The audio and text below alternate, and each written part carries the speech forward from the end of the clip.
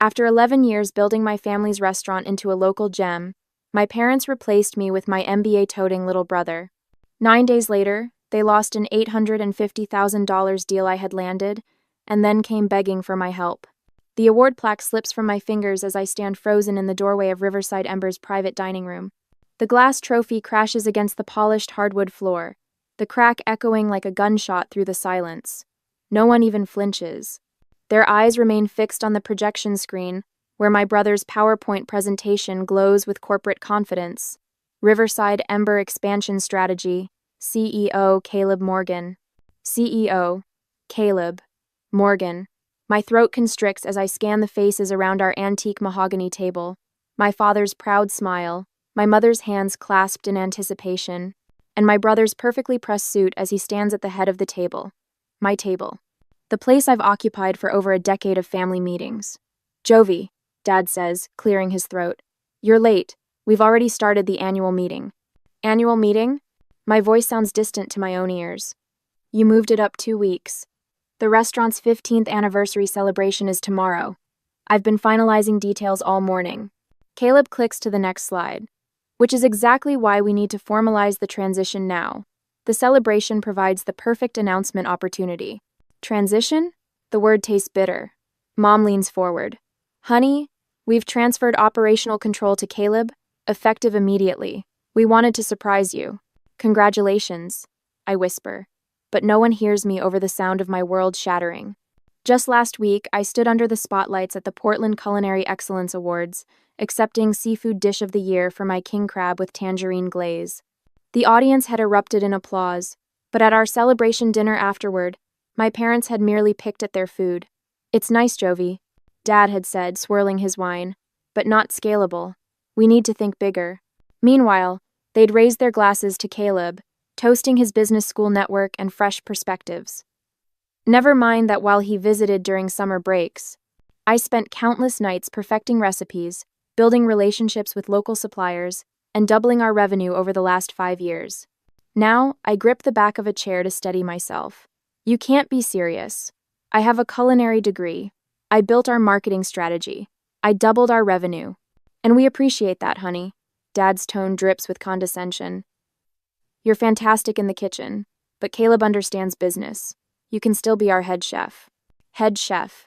As if I haven't been running this entire operation for years while they semi-retired to their lake house. As if the awards, the glowing reviews, the loyal customers who know me by name mean nothing. My hands stop trembling as clarity washes over me. I reach into my pocket, remove my restaurant keys, and place them deliberately on the table with a metallic clink. I'm not just your chef. I built this brand. Caleb sighs dramatically. See, Dad? This is exactly what I warned you about. She's too emotional about business decisions. Dad frowns. Jovie, you need to understand. This isn't personal, it's about scaling the business. Not personal? I laugh. The sound sharp and unfamiliar. You blindsided me during the anniversary celebration I organized. You didn't even consult me about changes to the restaurant I've poured my heart into for 11 years. That's enough, Mom cuts in. Caleb has an MBA. He knows what he's doing. And there it is, the familiar pattern. They automatically side with Caleb, dismissing my concerns as emotional overreactions rather than legitimate business insights. It's not just my position at risk, but my culinary reputation, the quality standards I've established, the relationships I've nurtured with suppliers and customers. As I look at them huddled together, a realization crystallizes in my mind. They've never seen me as an equal partner. To them, I've always been staff, the reliable worker who keeps things running while they make the real decisions. You know what? I say, my voice steadier than I feel. Maybe you're right. Maybe Caleb should take over. Their faces relax with visible relief. But remember this moment. I continue, stepping back toward the door. Because when you realize what you've thrown away, don't expect me to pick up the pieces. I turn and walk out, leaving behind the shattered award that suddenly means nothing at all. Later that night, I only meant to grab my apron from the office, not to discover the depth of my brother's treachery. But there it is on Caleb's open laptop, the West Shore Grand Hotel's logo glaring from his screen like an accusation. My vision narrows as I read the email, my fingers gripping the doorframe to steady myself. Dear Mr. Morgan, We acknowledge your cancellation of Thursday's contract meeting. While we're disappointed to postpone discussions on the $850,000 catering partnership, we look forward to your presentation of streamlined, cost-effective alternatives to the original menu proposal. The floor seems to tilt beneath me. That meeting wasn't Caleb's to cancel. I'd spent 6 months cultivating that relationship, designing seasonal menus, calculating exact food costs that would maintain our quality while ensuring their profit margins. $850,000, nearly a quarter of our annual revenue dismissed with a single email.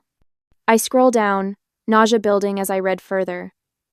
Regarding your inquiry about modifying the award-winning seafood offerings, we're open to alternatives provided they maintain the standard of excellence we experienced during our initial tasting with Chef Jovie. The betrayal runs deeper than I imagined.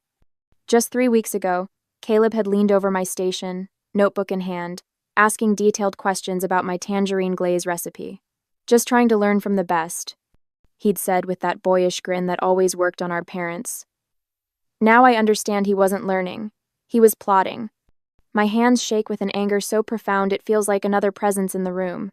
6 years of culinary school. 11 years of 60-hour weeks. Also, my brother could swoop in with his MBA and his PowerPoint slides and dismantle everything I've built. The next morning, I pushed through the service entrance of Riverside Ember, 30 minutes before the supplier meeting I wasn't invited to attend. The kitchen staff exchange worried glances as I pass, their whispers following me down the hallway. I pause outside the private dining room, listening to Caleb's confident tenor. The door is slightly ajar, giving me a clear view of the antique mahogany table where Marcus, our fishmonger of 8 years, sits with a deep furrow between his brows. Beside him is Eleanor, whose family farm has provided our produce since before I joined the restaurant. Across from them sits Caleb in a charcoal suit that still has the tailor's chalk marks visible at the cuffs. The premium seafood orders are simply unsustainable at our current scale, Caleb is saying, sliding glossy folders across the table. We'll be transitioning to a more consistent supplier with nationwide distribution. Marcus clears his throat. Chef Jovie specifically chose our products because we can guarantee same-day catch. Your customers will taste the difference. Our customers are looking for value and consistency. Caleb counters smoothly. Similarly, Eleanor, we'll be consolidating our produce orders through Portland Restaurant Supply. Their volume discounts will substantially improve our margins. Eleanor's weathered hand tightens around her mug. Those tomatoes you love come from my southeastern field. They get morning sun but afternoon shade. That's why they're sweeter than anything you'll get from a wholesale distributor. I can't stay silent any longer. I push the door open, and 3 heads swivel toward me. Jovie. Caleb's smile doesn't reach his eyes. This is a private meeting. With my suppliers, I counter, moving to stand behind Marcus and Eleanor, the people who've helped build our reputation for quality. Caleb sighs dramatically. My sister is having trouble adjusting to the new direction. Please direct all questions to me going forward. What new direction? I ask, reaching for the folder in front of Marcus. Inside are mock-ups of new menus. My award-winning king crab with tangerine glaze is gone. So is my cedar plank salmon with huckleberry reduction. In their place are generic descriptions: grilled seafood platter and fish of the day. You're standardizing the menu, I say, the words sour in my mouth, for chain expansion. We're creating scalable systems, Caleb corrects, standing to reassert his authority. Dad and Mom agree it's the right move. The stakes crystallize in my mind with perfect clarity. This isn't just about my job, it's about everything I've built. My culinary reputation, the loyal customers who come specifically for my seasonal creations.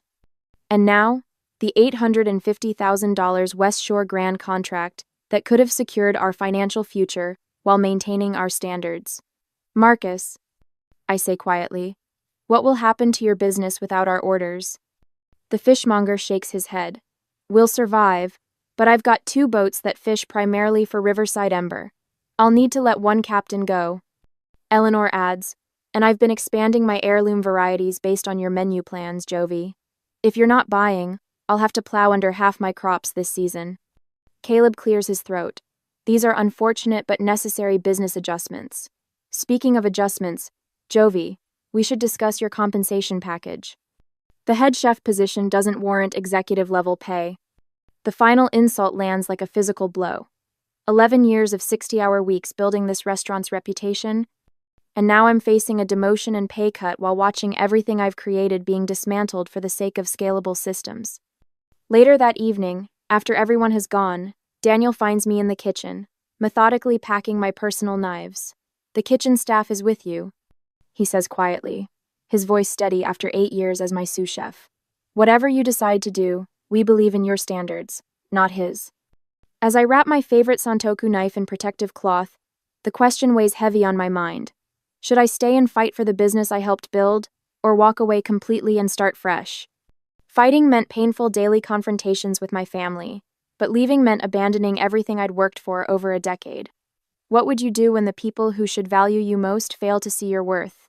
2 days later, the staff meeting invitation appears in my inbox with the subject line, "Menu Overhaul Implementation, Mandatory Attendance." I read it twice, my jaw tightening. Caleb has scheduled it during prep time when he knows I'm busiest. The conference room buzzes with nervous energy when I slip in 5 minutes late, hands still damp from prepping vegetables. Caleb stands at the head of the table, my spot, his tailored suit a stark contrast to my flour-dusted chef's coat. "Perfect timing, Jovie. I was just explaining our exciting new direction." Caleb clicks to the next slide, revealing a streamlined menu stripped of my signature dishes. "We're implementing these changes effective tomorrow. But the king crab with tangerine glaze is our most requested dish." Lauren, our lead server, protests. "We have regulars who come specifically for it." Caleb's smile tightens. "The new menu prioritizes efficiency and scalability. We can't be held hostage to one chef's specialties." One chef. Like I'm just another employee instead of the person who built this restaurant's reputation. The changes hit like a tsunami. Within days, regular customers begin questioning servers about missing favorites. Mrs. Abernathy, who celebrated her anniversary here for 8 years, leaves without ordering when told the halibut with preserved lemon is no longer available. "What happened to the quality?" becomes a common question, and Caleb's response is always the same: blame the kitchen staff. Not his decisions. Not his leadership. The execution in the back of house isn't meeting our standards. I overhear him telling the Millers, longtime patrons who sent back their overcooked steaks. Lauren's face burns with embarrassment as she apologizes for food she knows isn't what it should be. The final blow comes when Portland Plate, the city's most respected food blog, publishes a review titled, "Has Riverside Ember Lost Its Flame?" The writer, who'd previously praised my innovative approach to traditional American cuisine, now questions whether the restaurant has abandoned its commitment to quality in favor of mass appeal. Inside the kitchen, the sabotage continues. I arrive one morning to find my specialty equipment, the custom smoker, the imported mandolin, the precision thermometers relocated to storage. In their place stand 3 identical deep fryers. "Where's my equipment?" I demand. "Caleb said we need more fryer capacity for the new appetizer menu," Daniel explains, not meeting my eyes. "Your stuff is in the storage closet by the loading dock." Each night, I lie awake staring at the ceiling, mentally recreating recipes I've spent years perfecting. For the first time since culinary school, cooking feels like a burden rather than a joy. The kitchen, once my sanctuary, has become a battleground where every dish is a potential conflict. The staff walks on eggshells, caught between loyalty to me and fear of unemployment. When I instruct the line cooks to finish the salmon with compound butter, Caleb countermands the order moments later. "The recipe says olive oil only," he announces loudly. "We need consistency, not improvisation." But cooking isn't manufacturing. It's art and science and intuition all wrapped together. Caleb's standardization strips away everything that makes food worth creating. After one particularly grueling service where 3 tables sent back Caleb's version of my scallop dish, I retreat to the walk-in cooler, pressing my forehead against the cold metal shelving. Tears of frustration threaten, but I refuse to let them fall. That night, I start documenting everything: recipes, techniques, supplier relationships in a leather-bound journal. If I can't preserve my kitchen, I'll at least preserve my culinary legacy. The next evening, after everyone has gone home, I find a small tangerine placed precisely at my station. Beneath it lies a handwritten note in Daniel's unmistakable scrawl. "Your recipes, your vision. Some things can't be replaced, even by an MBA." For the first time in weeks, I smile. The breaking point comes during prep for the West Shore Grand Executive Dinner. The kitchen thrums with tension as staff rush to prepare for the most important service since Caleb took over. The $850,000 contract hangs in the balance. I'm adjusting the seasoning on the sauce reduction when my father appears in the doorway, Caleb at his shoulder. "Jovie, we need to talk about tonight's menu," Dad says, his voice carefully modulated. "Caleb has some concerns about your preparations." "My preparations are exactly what won us this opportunity in the first place," I reply, not looking up from the simmering pot. "Jovie, you need to accept that Caleb's in charge now," Dad says, stepping closer. "This is business, not personal." The wooden spoon freezes in my hand. Everything about food is personal. That's why people come back. They don't connect with efficiency, they connect with passion. "The West Shore people want to see scalable concepts," Caleb interrupts, "not fancy one-offs that only you can execute." His words crystallize everything wrong with their vision. They don't want a restaurant, they want a production line. They don't want my food, they want something anyone could make. "You know what I realized?" I say, setting down the spoon and untying my apron. "We don't share the same values anymore. You see food as a commodity. I see it as an experience." "Don't be dramatic," Dad says. "We're talking about a business decision." "No, we're talking about my life's work." I face them both squarely. "I'm not going to watch you destroy what I've built. I quit and I'm taking my recipes with me." The kitchen falls silent. Even the hood vents seem to hold their breath. "You can't quit," Caleb sputters. "Not tonight. Not with West Shore coming." "Watch me." I haven't even reached the door when Daniel steps forward. If Chef Jovie is leaving, so am I. 3 more cooks remove their aprons. The sous chef, the pastry chef, the line lead, my people, my team. Later that evening, my phone buzzes with a text from Eleanor, my produce supplier. "Wherever you land, your special ordering arrangement comes with you. Quality recognizes quality." For the first time, I allow myself to envision something new, not fighting for scraps of respect in my family's restaurant, but building something truly mine. That night, I sketch concepts for my own restaurant in the margins of my recipe journal, the pages filled with possibilities rather than grievances. The next morning, I make 2 calls. First to Anthony Vicente, West Shore Grand's culinary director, requesting a private meeting. The second call surprises even me. As I clear out my office, a business card falls from my desk calendar. Marianne Wells, restaurant space realtor. We'd met at a Chamber of Commerce event months ago, and she'd mentioned a prime location opening in the Pearl District. I pick up my phone, my fingers steady as I dial her number. "Marianne, it's Jovie Morgan. I think I'm ready for that space we discussed." A week later, my portfolio slides across the polished mahogany table toward Jason Mercer, whose weathered hands have funded 3 of Portland's most successful restaurants. The morning light streams through floor-to-ceiling windows, illuminating the conference room of Portland First Capital. "I've followed your work at Riverside Ember for years," Jason says, studying my king crab with tangerine glaze photo. "Your flavor combinations are remarkable." I straighten my burgundy blazer, channeling confidence I've rebuilt over the past week. My vision is modern American cuisine featuring sustainable, local ingredients. The dishes that won awards weren't flukes, they were the culmination of relationships with suppliers who understand my standards. Jason nods appreciatively. "Most chefs talk ingredients. You talk relationships and systems. That's refreshing." I've prepared for this moment meticulously, rehearsing my pitch while designing my business plan into the early hours. The separation from Riverside Ember burns fresh, but determination has replaced the initial shock. I won't just recreate what worked before, I explain, turning to the financial projections. I've identified exactly where costs can be trimmed without compromising quality.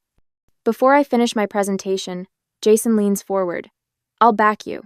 Your portfolio speaks for itself, but your clarity about lessons learned from the family business tells me you're ready to lead. How soon can you secure a location?"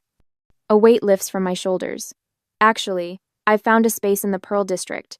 The previous restaurant closed 3 months ago, fully equipped kitchen, excellent foot traffic." Jason raises an eyebrow. Impressive preparation. 2 hours later, I stand in the empty restaurant space, negotiating terms with the property manager. Sunlight spills through windows that will soon showcase Jovie's hearth to passersby. Each decision feels like reclaiming a piece of myself. Back at my apartment, my phone buzzes with a text from Daniel. Disaster at West Shore Grand Meeting. Execs not happy. Caleb sweating bullets. I pour a glass of Pinot Noir, savoring both the flavor and the news. The meeting Caleb hijacked from me has apparently gone exactly as I predicted. Daniel calls an hour later. You would have laughed, he says, his voice hushed. Caleb tried serving your tangerine glaze, but it was nothing like yours. Too sweet, weird consistency. He added too much sugar to compensate for using inferior tangerines, I reply, knowing my brother's tendencies. The executives noticed immediately. One of them actually asked where you were, Daniel chuckles. They cut the meeting short, saying they needed to reconsider certain aspects of the partnership. Caleb looked like he might throw up. I lean back in my chair, staring at the ceiling. And the fallout? Chaos. Caleb's calling every supplier, trying to figure out what's wrong with the ingredients. But Eleanor's not answering his calls, and Marcus told him the premium seafood he's been getting was based on your relationship. Relationships take years to build. I murmur. That's not all, Daniel continues. 3 corporate events canceled today.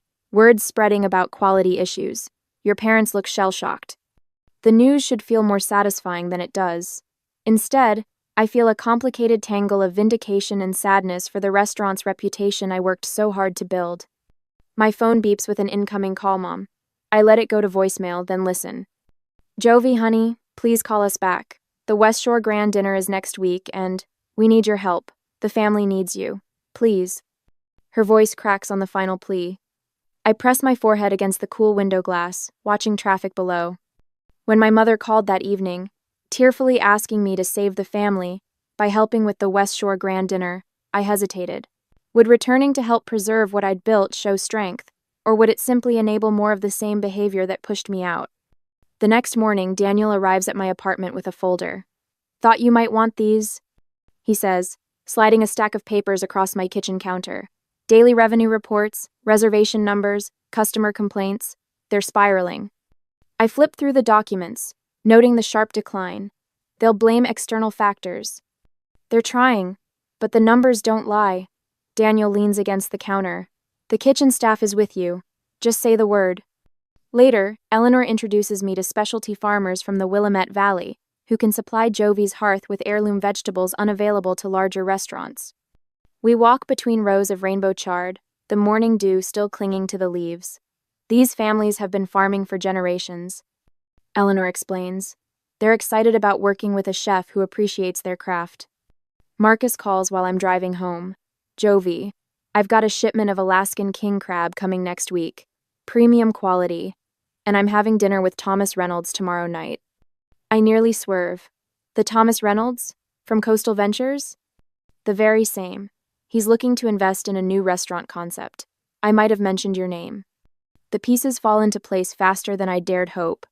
With Marcus's seafood connections, Eleanor's produce network, and Daniel's insider information, I can accelerate my timeline by weeks. That afternoon, I receive an email that makes my hands tremble. West Shore Grand executives requesting a meeting to discuss my independent culinary concepts. They've found me. Meanwhile, Riverside Ember's social media pages fill with questions. Where's Chef Jovie? Is she coming back? One review reads, food quality has declined dramatically, missing the previous chef's touch. My father's voicemails grow increasingly desperate. Jovie, this West Shore contract is critical for our expansion. Please reconsider. We can talk about your position. The crack in their facade widens with each passing day. Pride crumbles under the weight of consequences, revealing the truth I've always known. They need me far more than I need them. I stand in the empty space that will become Jovie's hearth, envisioning the future taking shape, a future built on respect, quality, and my unwavering standards. For the first time since walking out of Riverside Ember, I smile without reservation. A week later, the sight of my father's Lexus pulling up outside my new restaurant space sends a wave of satisfaction through me. For once, they're coming to me. I stand in the doorway watching as all three emerge, Dad with his shoulders unnaturally stiff, Mom glancing nervously at the for lease sign now sporting a bold pending sticker, and Caleb trailing behind in uncharacteristic silence. Jovie, Dad attempts a warm smile that doesn't reach his eyes. This is interesting. A bit small compared to Riverside, isn't it? I don't respond, simply holding the door open. The construction dust hangs in the afternoon sunlight streaming through the windows. Exposed brick walls and reclaimed wood flooring create exactly the atmosphere I've envisioned. We've been trying to reach you, Mom says, her fingers worrying at her pearl necklace. The restaurant needs you. Caleb clears his throat. We've developed a new proposal. He pulls out a leather portfolio. Equal partnership between us. You handle the kitchen, I manage the business side. With us retaining final decision authority, Dad adds quickly, for continuity. When I don't immediately respond, his tone shifts. The family legacy is at stake, Jovie. Don't you care about what Grandpa built? What we've all built together? Mom steps closer, her voice softening. We're offering you what you wanted. Why are you being so stubborn? I walk to the makeshift desk in the corner where my laptop sits open. You know what's interesting? You never once asked what I actually wanted. I turn the screen toward them, revealing my business plan. And now it's too late. Their confused expressions fuel something warm in my chest. I secured my own funding 2 weeks ago. The lease is signed. I pull out a folder and remove a document with the West Shore Grand logo emblazoned across the top. And this arrived yesterday. And this? Dad snatches it, eyes widening as he reads. This is a letter of intent for partnership. $500,000? Exclusive arrangement featuring my signature dishes. I can't help the pride in my voice. They were quite interested in working with the actual chef behind the award-winning menu, not a corporate substitute. You can't do this, Caleb stammers. The West Shore deal was ours. It was mine. I cultivated that relationship for 3 years. I moved to the center of the room. I didn't want partnership. I wanted respect. And I found investors who give me both. From another folder, I withdraw a stack of papers and hand them to my father. These might interest you too. He flips through the printouts, color draining from his face. Online reviews of Riverside Ember since my departure. Quality has plummeted. Not the same restaurant. Where's the chef who made this place special? Mom peers over his shoulder, her hand covering her mouth. I walk past them toward the kitchen area, gesturing at the space around us. The hood ventilation goes in next week. We're keeping the open kitchen concept, but expanding the chef's counter to seat 12. I ignore their attempts to interject. The wine program will feature small local vineyards, and we're installing a wood-fired oven there. Dad's face reddens. You're making a mistake. The Riverside Ember name has recognition. People know us. Maybe. I was never building your brand. I was building mine. The truth feels liberating. People came for my food, not your name. That's what you never understood. The front door chimes, and 2 men in coveralls enter, carrying a large package. Delivery for Jovie Morgan? Perfect timing, I say, signing for the package. The men carefully unwrap it, revealing a copper sign with hand-hammered letters, Jovie's Hearth. The men hold it up against the exposed brick wall above, where the entrance to the dining room will be. Soft copper glows in the afternoon light. You'll lose everything, Caleb says, but his voice wavers. I already did. 11 years of work, my family's trust. I turn to face him fully. But I'm building something better. Caleb's perfect composure finally cracks. We can't recreate your dishes. Nothing tastes the same. The seafood supplier won't even return my calls. That's because cooking isn't a business formula. It's a relationship with the food and the people you serve. I run my hand along the reclaimed wood counter. You can't quantify passion or scale personal connection. When they leave, shoulders slumped in defeat, I stand in the center of my space. My restaurant. My future. The satisfaction is deeper than I expected. 2 weeks later, Daniel forwards me an email about Riverside Ember seeking a bridge loan to cover operational shortfalls. Regular customers have been drifting away, and rumors spread about a complete menu overhaul in a desperate bid to rebrand. The family question remains unresolved. My phone shows 3 missed calls from Mom just today, but I'm not ready to answer. Not yet. There's too much to do, too much at stake. On the night of Jovie's Hearth soft opening, I weave between tables filled with food critics, loyal former customers, and industry friends. The kitchen hums with the beautiful chaos I've created, executing my vision precisely as I imagined. Near closing, I emerge for a final greeting round when I spot her, my mother, sitting alone at a corner table, a half-finished plate of my king crab with tangerine glaze before her. Our eyes meet across the room, and for the first time in months, I see something beyond the disappointment and manipulation. Recognition. 6 months later, the copper saucepan sings against the flame as I reduce the tangerine glaze, no longer needing to justify my decision to triple the fresh fruit or the splash of bourbon I add on instinct. Behind me, 3 line cooks move with practiced precision, their knives flashing as they prep for tonight's service. "Chef, we're ready for the tasting menu review," Daniel calls, now my executive sous chef, rather than just an ally in a kitchen that never truly valued either of us. I nod, allowing myself a moment to admire the gleaming expanse of Jovie's hearth. My restaurant, my vision, my rules. The fall menu changes I've planned celebrate local harvests rather than compromising with frozen substitutes Caleb would have insisted upon. The seasonal rotation has become our hallmark, drawing praise from critics who once barely knew Riverside Ember existed. Coming. I answer, wiping my hands on my apron as I move toward the prep station where Zoe, a culinary student I've taken under my wing, anxiously awaits my verdict on her sauce work. "The consistency is perfect," I tell her, remembering how my mother once dismissed my first reduction as too fussy.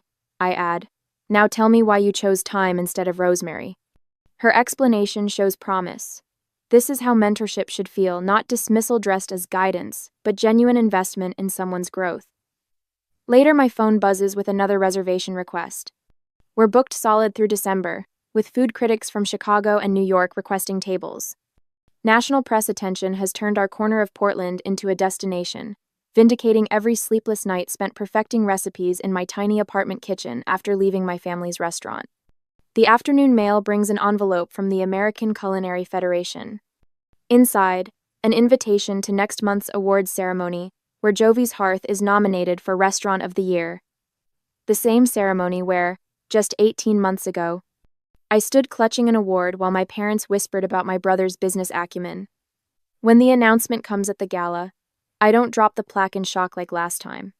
Instead, I accept it with steady hands, the spotlight warm on my face as I thank my team by name: Daniel, Eleanor, who still supplies our produce, Marcus, whose seafood makes our signature dishes possible, and every cook who believed enough to follow me. Success isn't just about proving others wrong. I tell the audience, my voice carrying confidence I've earned through fire. It's about proving yourself right. Back at the restaurant, we gather after closing. Eleanor brings champagne while Marcus proudly displays the first advance copy of my cookbook.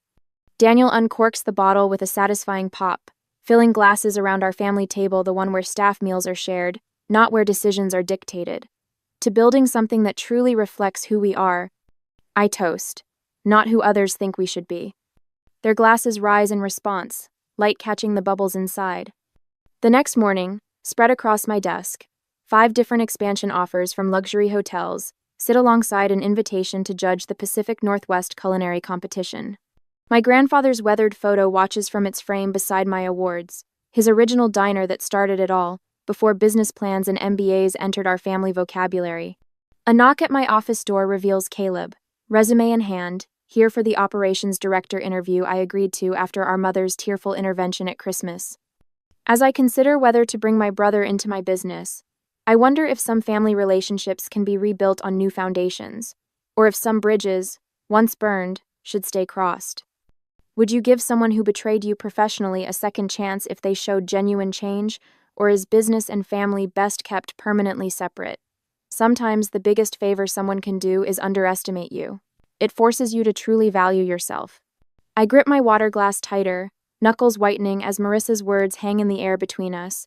"So next week I'll be moving into your place," she says with a casual smile, as if announcing she's switching to almond milk or taking up jogging, just until I figure things out. The champagne pops open beside me, my father beaming as he pours the bubbling liquid into crystal flutes I've never seen before. My mother's china, the set she saves for Thanksgiving and Christmas, gleams under the chandelier light. The table arrangement should have been my first clue. Something was happening. Marissa seated at the head of the table. The formal settings, the champagne chilling. This isn't Sunday dinner. It's an ambush. I've already started packing, Marissa continues, accepting a flute from Dad with a gracious nod. It shouldn't take more than a day to get everything moved in. My parents exchange pleased glances across the table, nodding along as if this is the most reasonable plan in the world. as if my consent is merely a formality, already given. To new beginnings, my father says, raising his glass. Everyone lifts theirs in response. Everyone except me. The garage boxes make sense now. 3 days ago, I'd found them stacked against the wall, oversized plastic tubs labeled Marissa's winter clothes and Marissa's books. When I texted her about them, she'd brushed it off. Just temporary storage, she said. Just until she found more space in her apartment. I should have known. Just like I should have known what it meant when I confronted my parents about paying Marissa's rent for the 3rd time this year. She's going through a rough patch, Mom had said, waving away my concerns. That's what family does, we help each other. I hear my mother's voice from last week, the phone call I wasn't supposed to overhear while waiting in her kitchen. Eden is so lonely in that big house, she'd told Aunt Sarah. She needs her sister's company. It's perfect timing, really. Perfect timing. As if my life exists solely to accommodate Marissa's latest crisis. I set my water glass down carefully, reaching for my purse on the floor beside me. The trembling in my hands has nothing to do with nervousness and everything to do with fury. Why do you look so serious? Marissa laughs, her eyes darting briefly to our parents. This is good news for both of us. You get company, and I get to save on rent for a while. My fingers closed around the manila envelope I'd brought, the one I'd almost left in the car, thinking tonight wasn't the right time. But there is no right time with my family. There is only their time, their plans, their expectations. The tremor in my hand steadies as I place the envelope on the table. Actually, I say, my voice calmer than I feel. I have news too. My parents' expressions shift instantly. My mother's smile falters, eyes narrowing slightly. My father lowers his champagne glass, forehead creasing with concern. The change is subtle but unmistakable, the united front forming against the daughter who isn't following the script. What kind of news? My mother's tone carries a warning. Don't ruin this. Don't be difficult. I feel the weight of the familiar labels hovering in the air. Selfish, difficult, uncaring. The stakes of defiance are clear. Disagree and become the family villain. Again. Looking at their expectant faces, I realize this pattern has defined my entire life. Marissa takes. I give. My parents enforce the transaction. The roles never change. The lines never shift.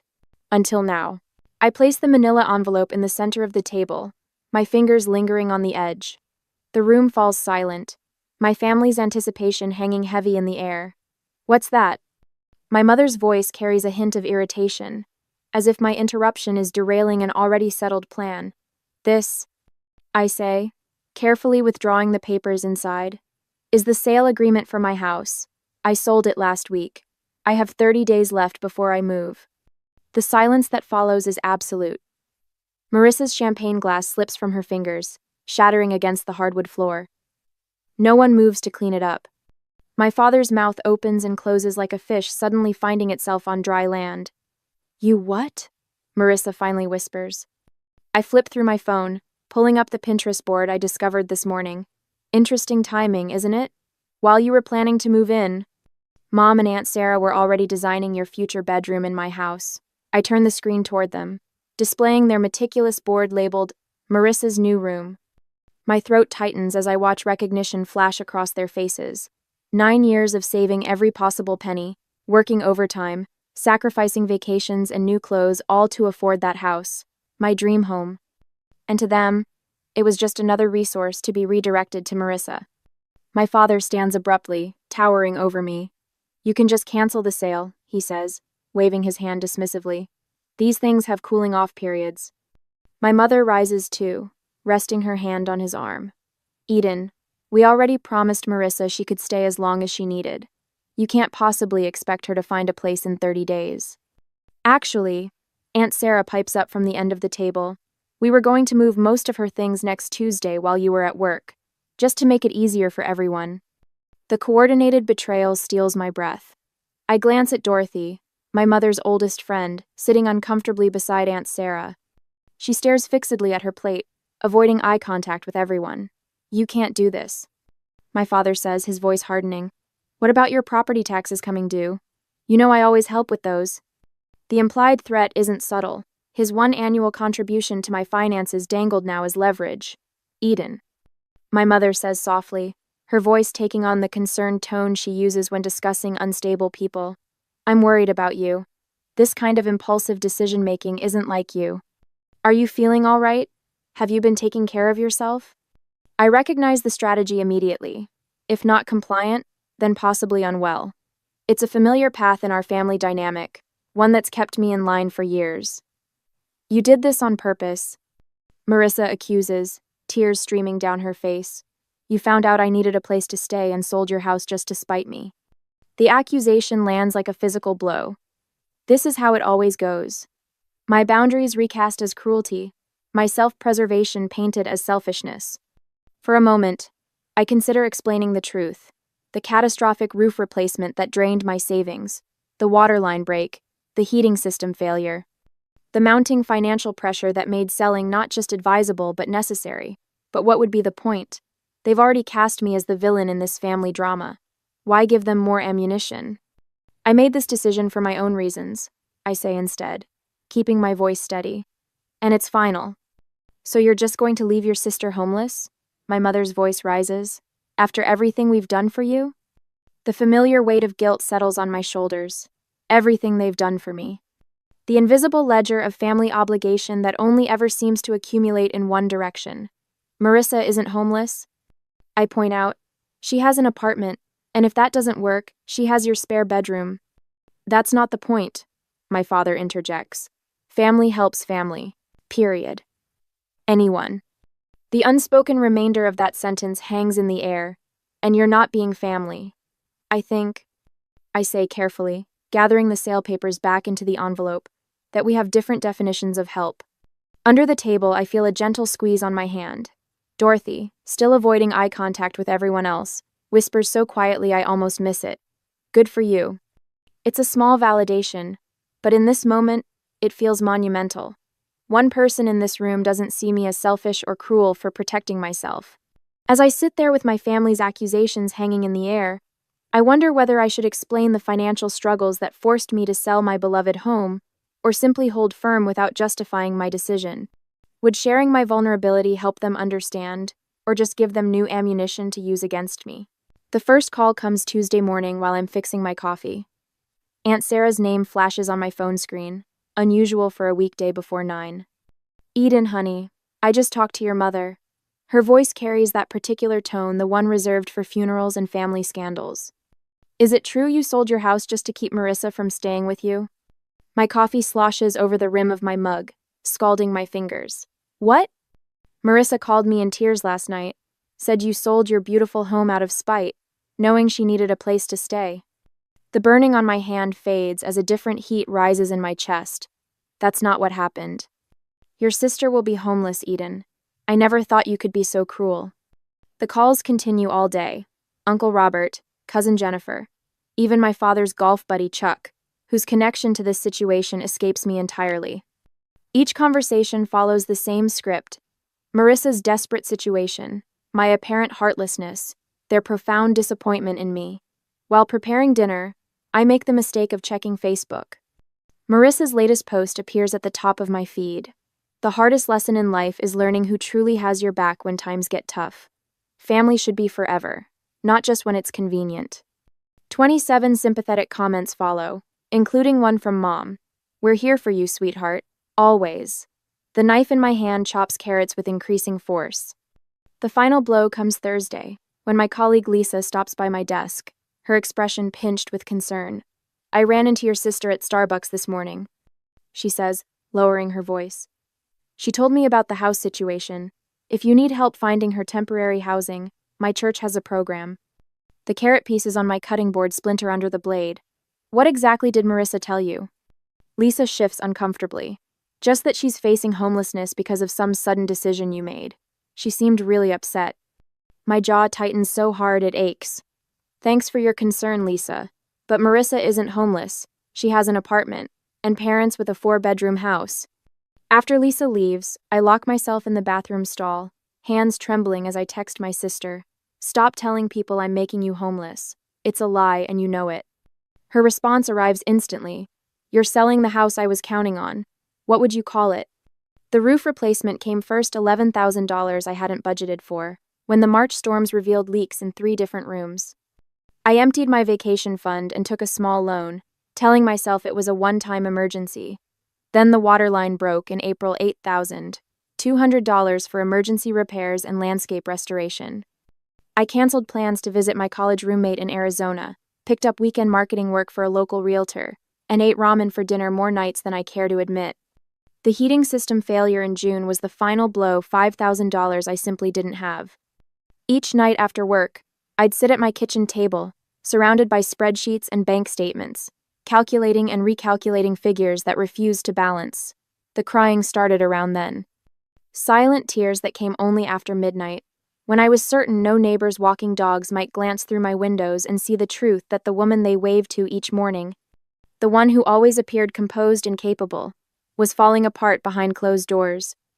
My reflection in the bathroom mirror each morning reveals the caused dark hollows beneath my eyes that concealer can't quite hide, collarbones more pronounced against my blouses.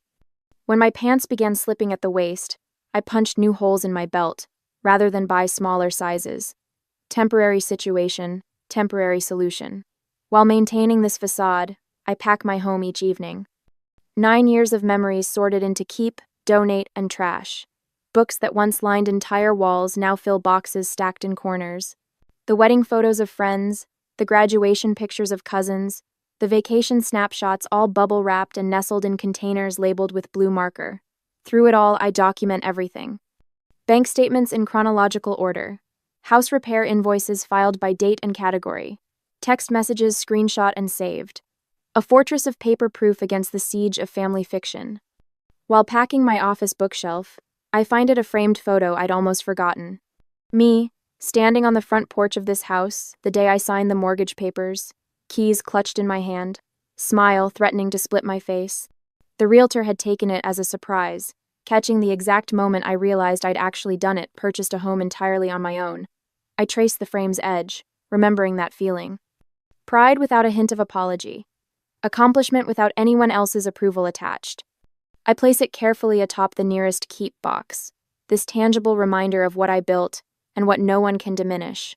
The doorbell rings Saturday afternoon, while I'm wrapping dishes in newspaper. Through the front window, I spot my parents' Buick in the driveway, Marissa's red compact behind it. No warning text, no courtesy call. I consider not answering, but the knocking grows more insistent. When I open the door, they file in like funeral directors, solemn, judgmental, prepared to manage a difficult situation. Mom spots the boxes immediately. "You're really going through with this madness." I fold the newspaper around another plate, securing it with tape. "The closing is in 3 weeks. Your sister needs you." Mom's voice rises slightly. "You've always been selfish, but this is beyond understanding. Your sister needs you." The plate in my hands remains steady, though something shifts inside me. I've spent my entire life being told what Marissa needs. The words emerge calmer than I feel. Did anyone ever ask what I need? Dad clears his throat. "Eden, be reasonable. I need financial stability. I need to sleep at night without panic attacks about bills. I need to not drain my retirement fund for house repairs I can't afford."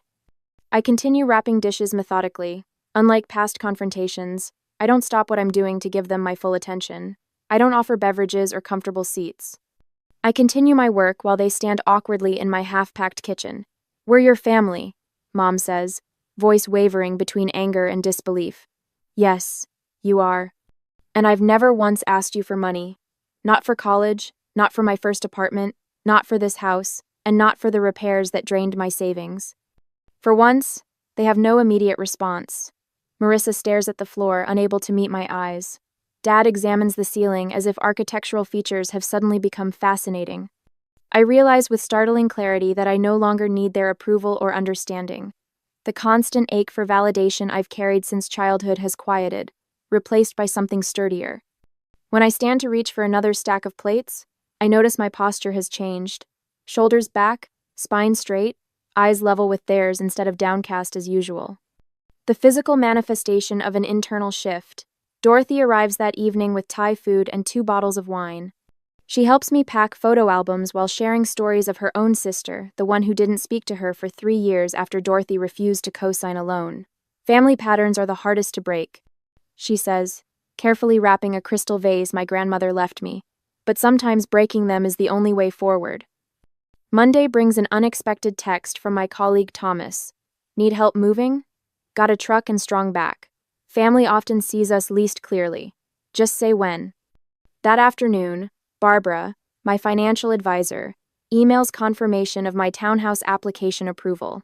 Based on your financials, this move reduces your housing costs by 42%. The right decision for your long-term security. Call if you need anything else. The contrast strikes me as I review these messages over dinner. These people ask what I need, rather than telling me what to give. They offer specific help instead of vague demands. That night, I spread my financial documents across the dining room table, bank statements, repair invoices, property tax assessments, retirement account withdrawals. Everything meticulously organized, the complete picture of my financial reality. Tomorrow's family meeting won't be an intervention for me, but a reckoning with facts they've chosen to ignore. My one advantage remains unspoken. The sales agreement includes a 30-day rent-back clause. For a month after closing, I can stay in the house while finalizing my townhouse purchase. Breathing room they don't know I have. At exactly 7 o'clock Tuesday evening, the doorbell rings. When I open it, I find not just my parents and Marissa on the porch, but Aunt Sarah, Uncle Robert, and my cousin Jennifer, standing behind them, a family firing squad assembled for execution. I stand at the head of my dining room table, a position that feels foreign yet right. The manila folder in my hands holds every financial statement, every bill, every painful reminder of why I had to sell my home. My fingers no longer tremble as I open it. Before anyone says another word, I need you all to see something. My voice carries a steadiness I don't entirely recognize. The family gathering looks larger than I anticipated. My parents, Marissa, Uncle William, Aunt Sarah, and my support team, Dorothy, Barbara, and Thomas. I lay out the documents methodically, arranging them in chronological order. Bank statements, emergency fund withdrawals, contractor invoices. Each paper tells part of the story I've kept hidden. This is the roof replacement from last spring. I slide the $11,200 invoice toward the center where everyone can see it. The 30-year shingles only lasted 22. Insurance covered nothing. Uncle William adjusts his glasses, leaning forward with a frown that cuts deep lines across his forehead. Waterline repair, $8,200. Another paper joins the first. When the city updated the main line, it revealed my connection was deteriorating. No warning, no payment plan offered. NES. My mother shifts in her seat but remains uncharacteristically silent. Heating system replacement, $5,000. The third major bill completes my trinity of home ownership nightmares. The energy efficiency rebate covered barely a quarter of the cost. I maintain direct eye contact as I speak, something I rarely managed in family confrontations before. Barbara nods almost imperceptibly from her seat near the window, encouraging me to continue. My emergency fund is gone. I place my bank statement on top, the balance painfully clear. My financial advisor recommended selling while the market is still hot rather than risking a forced sale later when I might be underwater. Marissa's chair scrapes against the hardwood as she stands abruptly. This is creative accounting, Eden. You've always been good with numbers when it suits you. Her voice carries the familiar accusatory edge. You're just trying to avoid your family responsibilities. Uncle William, whose judgment I've feared since childhood, surprises me by turning toward my sister. Marissa, what's your current employment situation? Last I heard you were between jobs. The unexpected redirection leaves Marissa fumbling. I'm exploring opportunities. The job market is complicated right now. My mother jumps in. William, this isn't about employment. Family duty exists regardless of finances. Eden has always had that beautiful house with all that extra space. Speaking of space, Aunt Sarah interjects, her reading glasses perched on her nose as she examines my heating bill. Why can't Marissa stay with you and Roger? You have that guest room you just redecorated. The conversation shifts like a current, pulling away from me and swirling around the room as family members begin questioning the arrangement I've endured my entire adult life. Dorothy clears her throat. I've known this family for 20 years. Eden bought her house without any family financial support. Meanwhile, I've watched Marissa receive help with rent, car payments, and credit card bills repeatedly. Her voice carries the weight of long observation. The pattern has been clear to everyone except those closest to it. Barbara straightens her blazer before speaking. As Eden's financial advisor, I can tell you that enabling financial dependency ultimately harms both parties. The one giving depletes their resources, while the receiver never develops crucial life skills. Thomas, sitting quietly until now, leans forward. My brother lived with my parents until he was 42. They paid his bills, made his appointments, solved his problems. When they passed, he had no idea how to function. He lost their house within a year because he never learned to manage money. He glances at my parents. Sometimes the most loving thing is to stop rescuing someone. The room falls unusually quiet as these outside perspectives penetrate the family mythology we've operated under for decades. Uncle William breaks the silence. Eden, why didn't you share these financial struggles sooner? I hesitate, the question catching me off guard. Should I maintain the privacy and independence that had served as my armor for years? Or would opening up to select family members create the support system I never thought possible? Before I can answer, my father shifts in his chair, eyes fixed on the hardwood floor. It's the first time I can remember him sitting through a family discussion without dominating it. My mother's rigid posture gradually softens, her hands now resting open on the table instead of clenched in her lap. Marissa stands suddenly, grabbing her purse. This is ridiculous. You're all acting like I'm some kind of parasite. Eden has always been the golden child with her perfect house and perfect job, while everyone ignores how hard things have been for me. When no one jumps to her defense, she storms toward the door. The slam echoes through the house as she leaves. Uncle William waits for the reverberations to fade before speaking again. I think it's time we had a family financial planning session, for everyone. He looks pointedly toward my parents, including Marissa. My mother's eyes glisten with unshed tears, but for once, they're not being weaponized against me. My father reaches for her hand across the table, his face unreadable, but his silence speaking volumes. For the first time in a family confrontation, I'm not the one left feeling like I've done something wrong. I arrange the last of my kitchen glasses into a box, wrapping each one in newspaper with methodical precision. My final week into my 30-day countdown, and the house already feels hollow, memories peeling away with each item packed. The doorbell rings. I check my watch right on time. My parents are nothing if not punctual when they have an agenda. I open the door to find not just my parents but Marissa too, standing on my porch like a united front. My mother clutches her purse with white knuckles. My father's smile appears rehearsed. Eden, honey, my mother says, stepping inside without waiting for an invitation. We've been talking, and we think we've found the perfect solution. A compromise, my father adds, his voice carrying that false cheerfulness he reserves for difficult conversations. Marissa follows them in, her eyes darting around my half-packed living room before settling on me with a practiced look of gratitude. I really appreciate you hearing us out. They arrange themselves on my couch, the only piece of furniture not yet wrapped in moving blankets, while I remain standing. The power dynamic isn't lost on me. We know selling the house is your decision. My mother begins, punctuating her words with a nervous laugh. But instead of Marissa moving in with you, what if you helped her get her own place?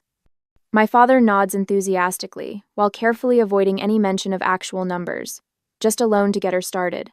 With your success, it would hardly affect you. Unlike me, Marissa interjects, her voice soft and rehearsed.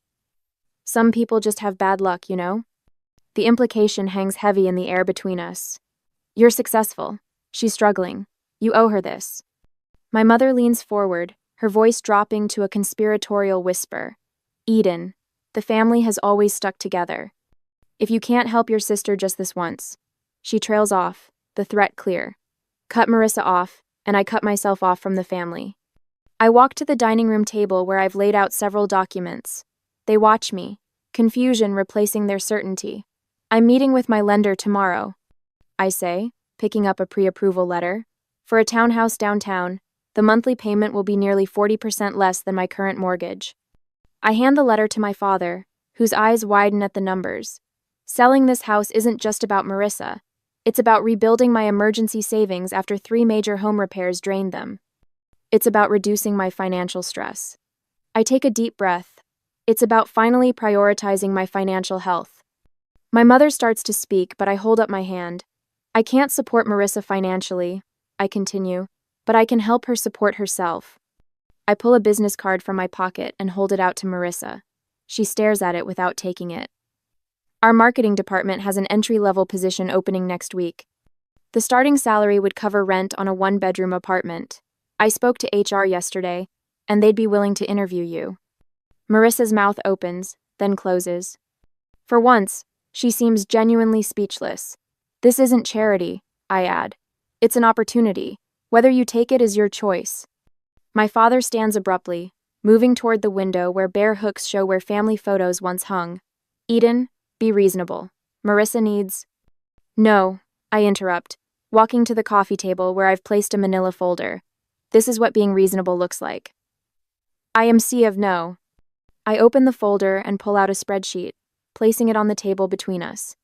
The itemized list contains every financial gift my parents have given Marissa over the past 5 years. Car payments, rent supplements, credit card bailouts. The total at the bottom, circled in bright red, makes my mother gasp. I compiled this from the conversations you've had in front of me. I suspect the actual total is higher. My father picks up the paper, his forehead creasing as he studies the numbers. This isn't love, I say quietly. It's dependence, and it's hurting both of you. My father opens his mouth to object, then falls silent, his eyes fixed on the spreadsheet. We just wanted to help her, my mother whispers, tears welling in her eyes. The best help is teaching someone to stand on their own, I reply, my voice steady despite the hammering in my chest. You taught me that once, remember? When I wanted to quit college because it was too hard? The memory hangs between us, my father refusing to let me move back home, when calculus overwhelmed me, insisting I find a tutor instead. We're doing you no favors by making life too easy, he'd said then. Strange how principles change when applied to different daughters. The silence stretches, broken only by the sound of packing tape from the box I'd abandoned when they arrived. Finally, my father puts his arm around my mother's shoulders. We should go, he says quietly. They walk to the door, my mother not quite meeting my eyes. Marissa hesitates, looking back at the business card still in my hand. I don't need your charity job, she says, but there's less conviction in her voice than usual. I place the card on the entryway table. It's not charity, it's opportunity. She turns away, but as she follows my parents out, I catch her slip the card into her purse when she thinks I'm not looking. The door closes behind them. I stand in my half-empty living room, listening to their car start and pull away. The silence feels different now, not hollow, but open, expansive. I sink onto the couch, running my hand over the familiar fabric. Tomorrow it goes into storage until I move into the townhouse. 9 years of memories in this house, and now an uncertain future lies ahead. I feel both liberated and isolated, triumphant and alone. The family dinner next month looms in my mind. Will they even still want me there? Has this confrontation permanently altered our relationships? The answering machine light blinks with 3 new messages. Probably more relatives calling to weigh in. I ignore it, focusing instead on the business card Marissa took. One small step. Perhaps the first of many. I stand in the center of my downtown loft, savoring the space around me. Sunlight streams through the industrial windows, warming the hardwood floors beneath my bare feet. 3 months ago, this place felt foreign, a compromise rather than a choice. Now it feels like the home I never knew I needed. Another box checked off the budget, I tell myself, updating my financial tracking app. My mortgage payment appears in green, a full 30% less than what I paid for the Craftsman. Barbara's weekly check-ins have transformed what was once my greatest source of anxiety into a structured ritual I actually look forward to. The kitchen island holds my newest purchase, a professional-grade camera that would have remained a distant wish in my old financial reality. My first photography class starts tomorrow evening, the course catalog still open on my tablet. I run my fingers over the camera's textured grip, permission to create rather than just survive. My phone buzzes with a reminder. Sunday dinner at my parents'. I feel the familiar tightening in my shoulders, then consciously release it. These dinners have changed, just as I have. Later, I step through my parents' front door carrying a bottle of wine, rather than my usual tension headache. Dad greets me with a hug that feels genuine instead of perfunctory. Eden, come see what your sister brought, he says, his voice carrying none of the comparative undertones that once filled our interactions. In the dining room, Marissa arranges flowers in a simple vase. She looks up, her smile reaching her eyes. They gave me my first business cards today. she says, pulling one from her pocket. Assistant marketing coordinator. Sounds fancy for someone who mostly makes coffee runs, but I'm learning so much. She hands me the card proudly, without the defensive edge that once colored her accomplishments. My mother appears in the doorway, carrying a casserole that isn't placed strategically closer to Marissa's place setting. Tell us more about the social media campaign you mentioned last week, Mom says, looking directly at Marissa. Then she turns to me. And Eden, how was your photography class? I blink, still adjusting to the novelty of balanced attention. As we eat, I notice my father asking thoughtful questions of both daughters, not just fawning over Marissa's every word.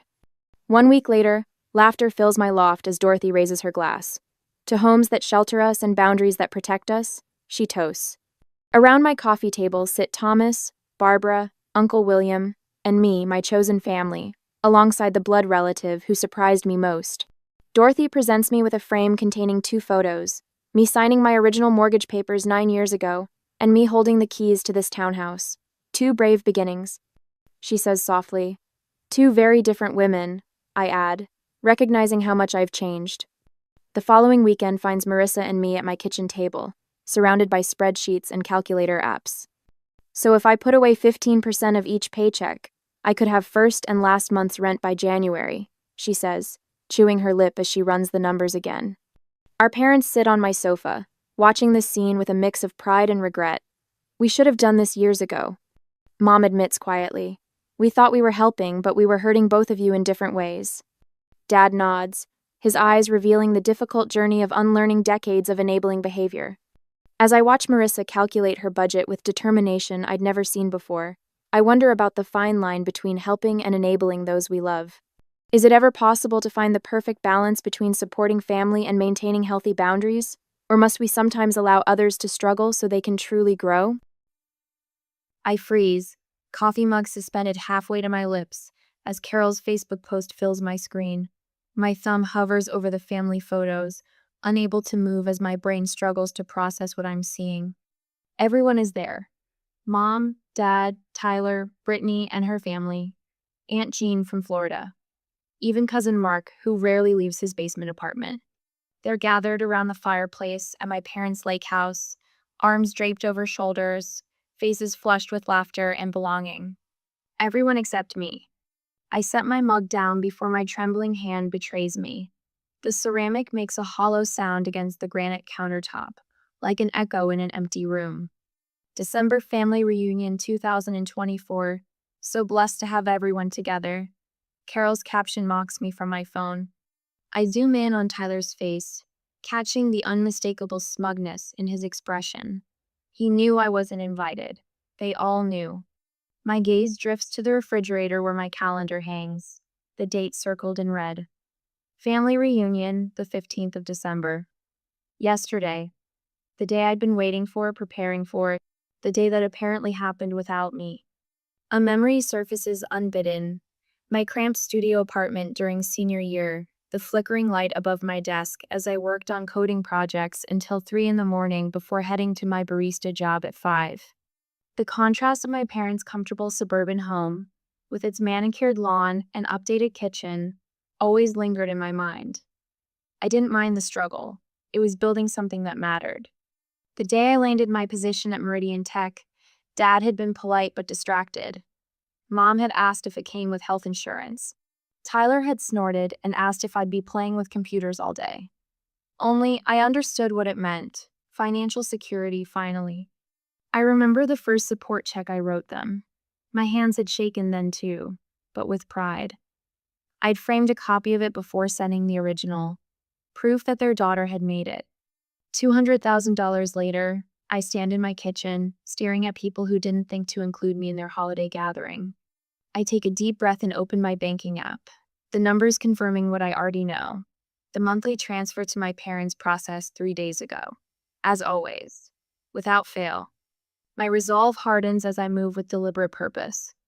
First, the screenshots of Carol's post saved to my phone. Then, the bank statements printed neatly from my home office. Each monthly transfer of the past 5 years. The extra payments, Tyler's car, when he totaled his previous one. Brittany's emergency dental work. the new roof for my parents' house. I slide everything into a folder, pressing it closed with a firm click. In my bathroom, I smooth my hair and apply lipstick with precision. The woman in the mirror looks calm, controlled, prepared. Not this time, I tell her quietly. The drive to my parents' home takes 23 minutes. I know because I've made this journey countless times, usually responding to some urgent need or manufactured crisis.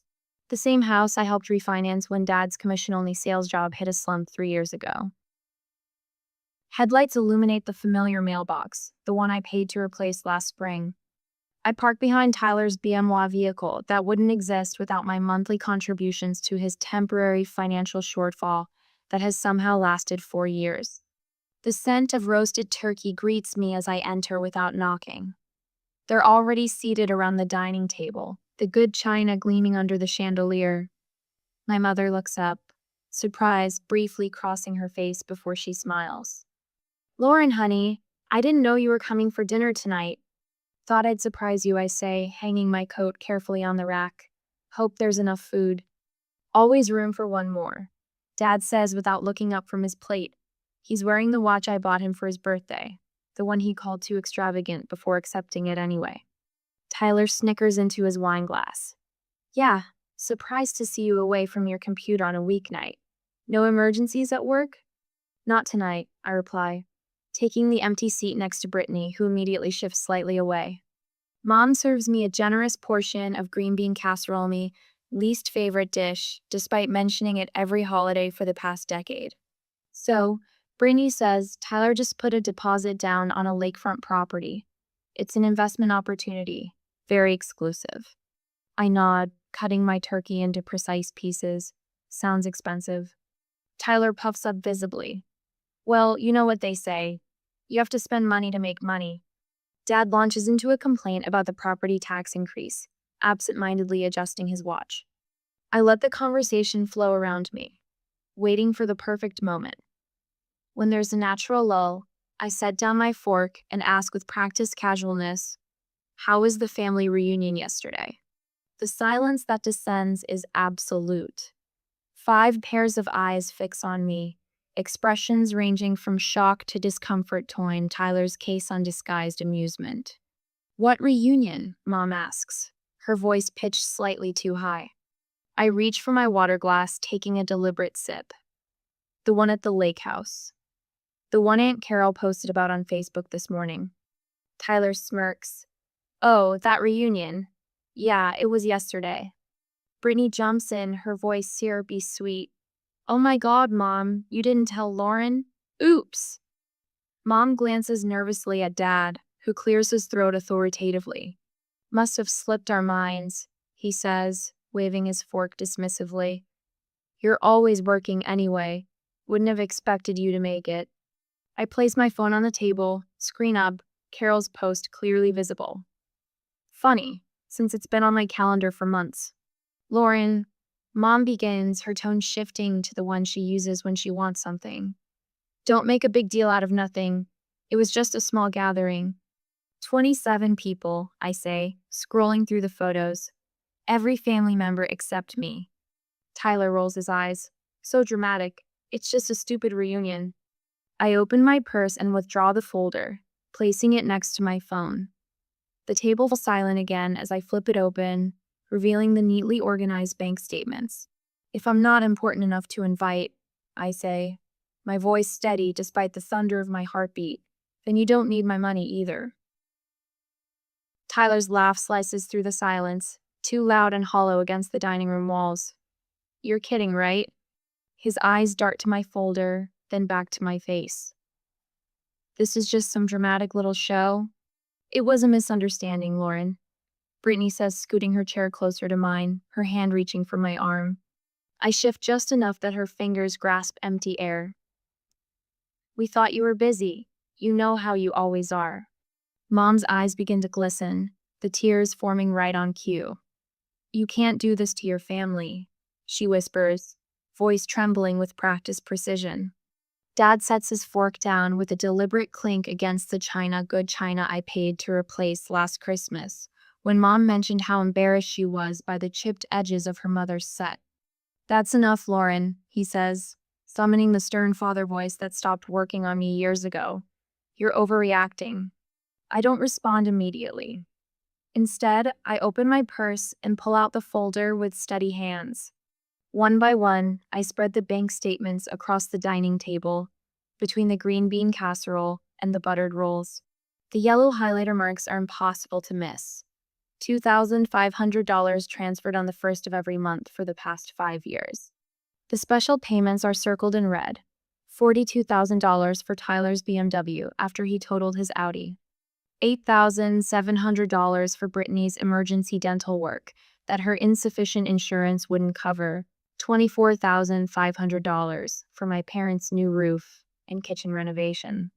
The last statement sits in the center, the $60,000 lump sum payment that cleared their second mortgage when Dad's commissions dried up during the pandemic. No one speaks. The only sound is Mom's fork slipping from her fingers onto her plate. Tyler's expression shifts from mockery to something closer to panic. His phone vibrates against the table. He glances down, swipes the notification away. It vibrates again and again. "Those your credit card alerts?" I ask quietly. The color drains from his face. "You don't understand," he says, voice dropping. "I've got payments due. Big ones. I'm already maxed out on 3 cards." "Tyler," Mom hisses, shooting him a warning look. "What?" "She needs to know what she's doing." He turns back to me, voice rising. "I could get evicted, Lauren. Is that what you want? Your brother homeless because you're throwing some tantrum? You have the money." He slams his hand down, making the water glasses jump. "It wouldn't even hurt you. What else are you spending it on anyway? It's not like you have a family to support." Brittany slides her chair closer to Mom, draping an arm around her shoulders with practiced concern. Her perfectly manicured nails so fresh set I recognized from the salon receipt she texted me last week, asking for a small loan. Pat Mom's hand soothingly. "Mom's been so stressed about bills lately," she murmurs, voice pitched just loud enough to reach me while seeming private. "Her blood pressure medication isn't fully covered by insurance now. I've been trying to help, but with the kids' activities." I watch the performance with a detachment that surprises me. The subtle head tilt toward Mom, the gentle furrowing of her brow. Brittany's concerned daughter routine is flawless. She's always been the family emotional choreographer, positioning herself at the center of every crisis while somehow emerging as the solution rather than the problem. "Why didn't you tell me about the medication?" I ask Mom directly. Before Mom can answer, Brittany leans forward, cutting off our eye contact. "You're so busy with your job. We didn't want to burden you." Her voice drops to a conspiratorial whisper meant to exclude Tyler and Dad. "You know how they worry about bothering you." I told them, "Lauren's got her own life now. We understand you're already so selective with your money." The phrase catches my attention. Selective? Brittany's eyes widen slightly, realizing her mistake. She recovers quickly, squeezing Mom's shoulders. "Lauren doesn't mean it, Mom. She's just tired from working so much." I glance at the family photo on the credenza last Christmas at Aunt John's. I'd flown in from a client meeting in Seattle, exhausted but determined not to miss it. In the background, I can see Brittany whispering to our cousin Amy, both looking in my direction with expressions I'd mistaken for admiration. "How long have you been telling people I'm stingy with my money, Brittany?" I ask quietly. "I would never," she begins, but Tyler snorts. "Please. You told Uncle Rob that Lauren refuses to help with family emergencies because she's saving for some fancy condo renovation. That was the same week she paid for your kid's private school deposit. Is that what you've been telling people? That I'm stingy with my money?" Dad clears his throat, sitting up straighter. "Lauren, this discussion is over. You will not stop supporting this family." His tone leaves no room for debate yet. At least that's clearly his intention. "After all we've done for you," Mom adds, dabbing at her eyes, "we sacrificed everything so you could go to that fancy university." "I had a full scholarship," I remind her, "and worked 3 jobs to cover living expenses. We gave you values." Dad's voice rises. "Family takes care of family. That's how we raised you." Is that why you've been telling relatives I'm still figuring things out professionally? Why Aunt Jean asked if I was still at that computer help desk job. Silence descends again, heavier this time. The realization settles in my chest like a cold stone. I'm not their daughter, I'm their bank. The golden goose they're terrified of losing. I stand, suddenly needing space. They rise with me, closing and Mom reaching for my hand, Brittany blocking the doorway, Dad stepping closer to my side, Tyler hovering by the table, eyes darting between me and my purse, as if calculating whether he could grab the bank statements before I could stop him. Behind them hangs our family portrait from 3 years ago.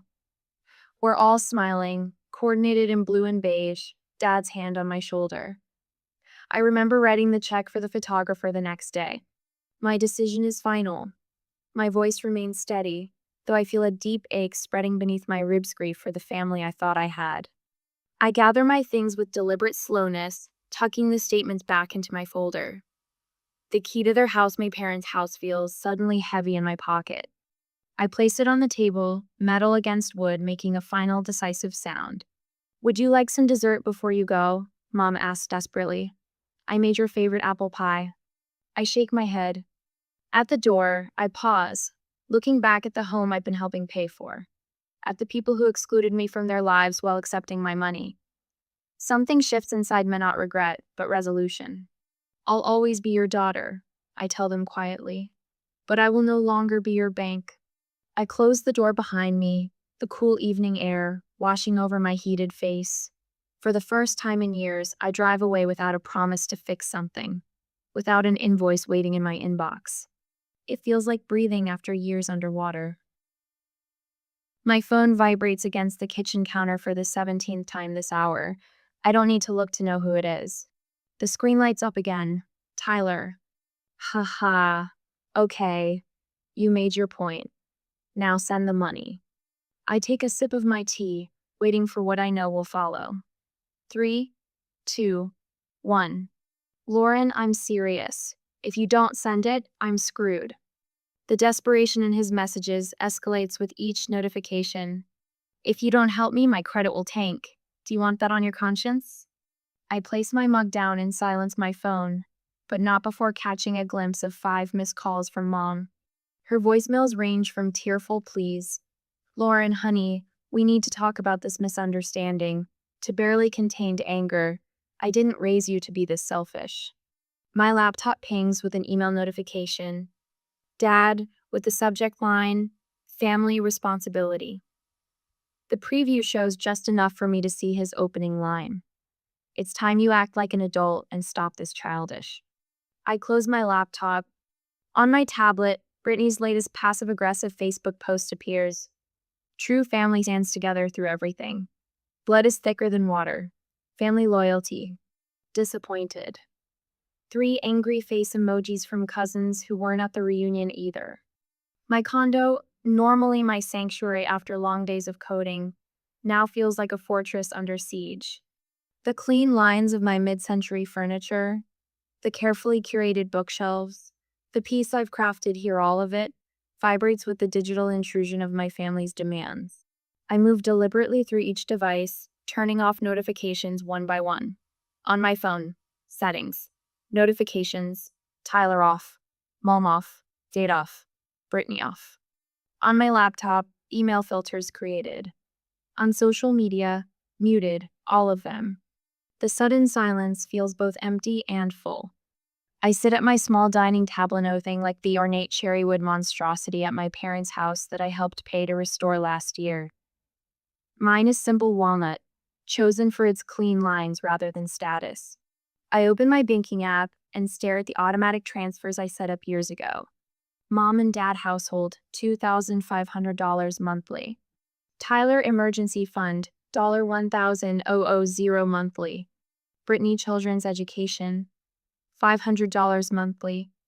My finger hovers over each one. Cancel. Confirm. Cancel. Confirm. Cancel. Confirm.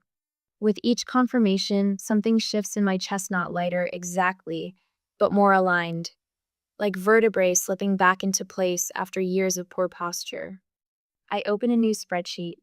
Lauren's budget, 2025. I start filling in the numbers I know by heart, but this time, I don't include the family column that has consumed nearly a third of my income for years. As the calculations update automatically, a number appears at the bottom that momentarily stops my breathing. Disposable income, $4,000 month. A sum that would have been inconceivable just days ago. I create a new row. Dream Vacation Fund. My phone rings with a number I recognize. Margaret, my best friend from college. The one person who's been telling me for years that my family was taking advantage of me. I saw Brittany's post. She says without preamble, "Are you okay?" For the first time since the family dinner, I feel tears threatening. "I'm fine." "The hell you are," Margaret says, her voice gentle despite the words. "But you did the right thing, Lauren. You know that, right?" Before I can answer, a text appears from James, a coworker who noticed my distraction during our morning meeting. "You seemed off today. Everything all right? Happy to grab coffee if you need to talk." And then, surprisingly, a private message from Aunt Carol. "I'm so sorry about the reunion photos. I didn't realize you weren't invited. We all asked where you were, and your mom said you were too busy with work to come. If I'd known." My supervisor, Sarah, stops by my desk the next day, closing the door to my office. "Family issues?" she asks, her perceptive eyes taking in my exhausted appearance. When I hesitate, she continues, "I recognize that look. 3 years ago, I had to cut off my brother after he drained my savings account for the third time." She pauses. It gets easier. 1 week later, I'm eating lunch at my dining table when the doorbell rings. Through the peephole, I see my mother and Brittany standing in the hallway, fake smiles plastered on their faces. Brittany's children, Aiden, 6, and Emma, 4, stand in front of them like human shields. I take a deep breath and open the door. "Aunt Lauren," the children chorus, rushing forward with crayon drawings. "We were just in the neighborhood," Mom says, her voice too bright, and thought we'd stop by. Brittany holds up a bag from my favorite bakery. "We brought those almond croissants you love." I kneel to accept Emma's drawing. "Thank you, sweetheart. This is beautiful." I turn to Aiden, admiring his robot drawing while being acutely aware of the calculating gazes above me. "Can we come in?" Mom asks, already stepping forward. I rise slowly. "The kids can come in for a few minutes. You two can wait in the hallway." Mom's smile freezes. "Lauren, don't be ridiculous. We're family." "Yes, we are, and family respects boundaries." I open the door wider for the children. "Aiden, Emma, would you like some juice?" Behind them, Brittany's face hardens. "You can't be serious." "I am." I meet her gaze steadily. "The children are welcome. You aren't. Not until we've had a conversation about respect and neutral ground." Mom's facade crumbles. "Lauren, please. The property tax bill came yesterday, without your help." "I'm sure Dad can figure something out," I say, my voice calmer than I feel. "He managed household finances for decades before I started helping."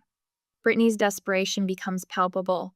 "This isn't just about money, Lauren. It's about families supporting each other." Yes, I agree. It is. Their tactics fail one by one as I maintain my position. Eventually they leave, children in tow, Brittany's parting words hanging in the air. This isn't over. 3 days later, I receive increasingly frantic texts from all of them. Bills arriving with no means to pay. Tyler facing eviction and repossession simultaneously. My father returning to work part-time after 4 years of retirement. Family members are asking questions, wondering how Mom and Dad's lavish lifestyle has suddenly contracted. How Tyler's apparent wealth has evaporated overnight. How Brittany's endless shopping sprees have abruptly ceased. The financial reality they've hidden behind my support is collapsing around them. At 11:43 p.m., heavy pounding on my door jolts me awake. Through the peephole, I see Tyler unshaven, eyes wild, clothes wrinkled as if he's been wearing them for days. "I know you're in there, Lauren. Open the door." I wrap my robe tightly around myself and open the door. Security chain still in place. "What do you want, Tyler?" He switches instantly to the charming smile that has gotten him out of trouble since childhood. "Hey sis, Sorry about the hour. Can I come in? I just want to talk. No, say what you need to say from there. His smile slips. Come on, don't be like that. I've been thinking about what happened, and you're right. I should be more appreciative. He leans closer to the crack in the door. I just need a little help. Just this once. Then I promise I'll get my act together. No, Tyler. His charm evaporates. You don't understand. I'll lose my apartment, my car, everything. Your financial problems are not my emergency, I say, surprised by the steadiness in my voice. His face contorts. You selfish bitch. You think you're so much better than us because you have a fancy job? Because you have money? You're nothing without this family. Nothing. The neighbors' doors are opening now, curious faces peering into the hallway. You're just a selfish brat, he shouts, all pretense abandoned. You think you're better than us because you have money? Newsflash, you're not. And when you finally fail, don't come crawling back, 'cause we won't care. I look at my brother, really look at him. The designer clothes I paid for, now rumpled. The entitlement etched into his features. The rage of a man who's never faced consequences for his actions. Good to know, Tyler. My voice doesn't waver. Now get off my property. I close the door firmly, turn the deadbolt, and slide down against it until I'm sitting on the floor, my knees pulled to my chest. My hands are shaking. My heart pounds against my ribs, but I don't open the door. My phone vibrates against the nightstand for the 5th time in 20 minutes. I don't need to look at the screen to know it's another family message. They've been arriving in waves, perfectly timed almost, as if they're coordinating their attacks. I finally reach for the phone, scrolling through the notifications. Mom, Lauren, you can't abandon your family like this. After everything we've done for you. Think about what people will say. Brittany, you're being ridiculous. Family is supposed to help each other. Mom is crying herself to sleep every night. Tyler's messages have evolved over the past week. First came the mockery. Dramatic much? Guess you showed us. Then the begging. I really need help with this month's car payment. Now, thinly veiled threats. You'll regret cutting us off when you need something. And you will need something. I set the phone down and take a deliberate sip of my morning coffee, savoring the bitter warmth. 3 separate cousins called yesterday, each with the same concerned tone, each supposedly just checking in after hearing some concerning things. Aunt Jean from Florida, who I see once every 5 years, suddenly feels compelled to text. Family stands by family, Lauren. I'm disappointed in you. My finger hovers over the power button on my phone. Instead, I open my laptop and type a quick email to Sarah in legal. Do you have time to discuss a personal matter that may have professional implications? I write, then press send before I can reconsider. 2 hours later, sitting across from Sarah in her office, I carefully place a folder on her desk. Inside are screenshots of every message, every voicemail transcript, and a log of all family contact attempts. I'm concerned this may escalate, I explain, keeping my voice steady. My brother has made comments suggesting he might contact clients or appear at the office. Sarah nods, reviewing the documents with a practiced eye. Smart to document everything, she says. Let's talk about a protection plan. By afternoon, I've scheduled installation of a security camera at my condo entrance, met with my bank to password protect all accounts, and drafted a clear, attorney-reviewed email to my family defining my boundaries. Effective immediately, I will not respond to communications that are demanding, threatening, or manipulative in nature. Any appearance at my workplace will result in immediate security involvement. This is not negotiable. I press send and exhale slowly, feeling both lighter and heavier simultaneously. I hear the whispers at the grocery store 3 days later. That's her, a former neighbor murmurs to her companion, the one who abandoned her family after making all that tech money. I select an apple, examining it with unnecessary focus while straining to hear their conversation. Richard says they sacrificed everything for her education, and now she's turned her back on them. The words drift over the produce section. I place the apple in my cart and straighten my shoulders, moving through the store with deliberate calm. Let them talk. I've made my decision. What surprises me most is my lack of desire to defend myself. The old Lauren would have rushed to explain, to justify, to make everyone understand. Now, I simply check out with my groceries and drive home. When my phone rings with an unknown number that evening, I almost ignore it. Something makes me answer. "Is this Lauren Mitchell?" asks a stern male voice. "Yes, speaking." "This is American Credit Services calling about your brother Tyler Mitchell's overdue account. He's listed you as a guarantor on his loan." My hand tightens around the phone. I've never co-signed any loan for my brother. "Well, he's provided your contact information as a payment reference on multiple accounts. He indicated you'd be covering his payments." The pieces click together, the calls from unknown numbers over the past year, the collection notices that sometimes appeared in my mail. I'm not responsible for any of my brother's debts. I state firmly, and I'd like to be removed from all his accounts immediately. After hanging up, I open my laptop and pull up my financial management software. The neat columns of numbers tell a new story now. Without the $2,500 monthly transfer to my parents and the emergency expenses for Tyler and Brittany, my financial picture has transformed. I schedule an appointment with a financial advisor for next week. Then, after a moment's hesitation, I click on a travel site I've had bookmarked for years but never seriously considered. 2-bedroom villa on the Amalfi Coast. 7 nights.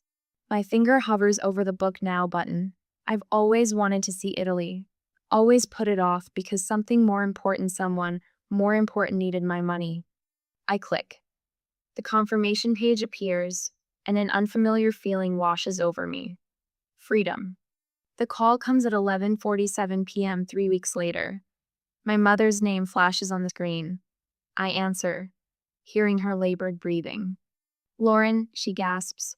"I think I'm having a heart attack. Your father isn't home. I need you to come right away." My heart pounds, but my mind remains clear. "I'm calling an ambulance for you right now," I say, already dialing 911 on my other phone. "No, no ambulance," she protests. "Just come over. Please, Lauren, I need you." 20 minutes later, paramedics report back that my mother is experiencing no cardiac symptoms. Her blood pressure is normal. There are no signs of distress beyond her agitation at their presence. The paramedic's voice lowers on the phone. "This happens sometimes," she says gently. "People use medical emergencies to regain contact." I thank her and end the call, just as a voicemail notification appears. It's from my father. "You've gone too far this time," his voice growls, all pretense abandoned. "Sending strangers to our house instead of coming yourself? You think you're so much better than us. You'd be nothing without this family. Nothing." I delete the message without replying. My phone lights up with a text from Tyler. "I messed up. I don't know what to do. Please, Lauren, help me." My thumb hovers over the keyboard. How many times have I received this exact message? How many times have I rushed to solve Tyler's problems, draining my accounts, my energy, my life, to fix his mistakes? A memory surfaces. Tyler at my college graduation, rolling his eyes during my valedictorian speech, checking his watch repeatedly. Tyler borrowing my first work laptop and returning it with beer spilled on the keyboard. Tyler laughing about computer nerds while cashing the checks I sent. I take a deep breath and press delete. The message disappears from my screen. For the first time in years, I feel myself smile without reservation. I'm reaching for organic tomatoes when I hear my name called across the produce section. "Lauren? Lauren Mitchell?" Mrs. Henderson, my parents' neighbor for 20 years, approaches with her shopping cart. Her silver bob catches the fluorescent light as she moves toward me, with surprising speed for a woman in her 70s. "It's been months since I've seen you," she says, resting a hand on my forearm. Her touch is light, but her gaze is heavy with something I can't quite place. "How have you been, dear?" "I'm well, thank you." I place 2 tomatoes in my basket, hyper-aware of my surroundings. It's been 3 months since I cut financial ties with my family. 3 months of blessed silence after the initial storm of texts and calls. Mrs. Henderson's fingers tighten slightly on my arm. "I always wondered," she says, leaning closer, "where all their money came from. My hand freezes mid-reach for a bell pepper. Excuse me? Your father, she clarifies, her voice lowering conspiratorially. Always bragging about their investments, their vacations. Your mother showing off kitchen renovations. She shakes her head. Then suddenly, they're canceling their country club membership and your father's back working at the dealership.